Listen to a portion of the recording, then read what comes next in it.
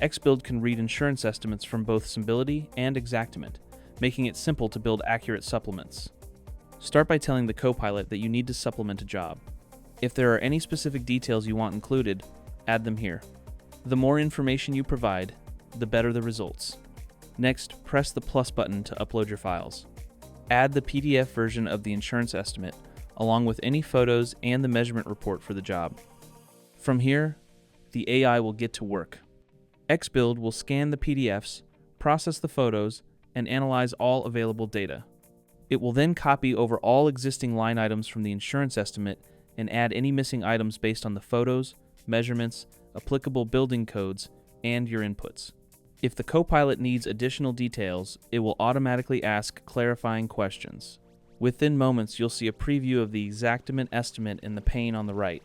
Any line item that has been added or modified will appear in bold.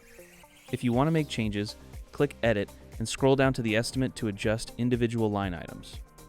You can also request revisions directly by typing into the Copilot chat box. Once everything looks good, click Generate Files and XBuild will build the complete report for you.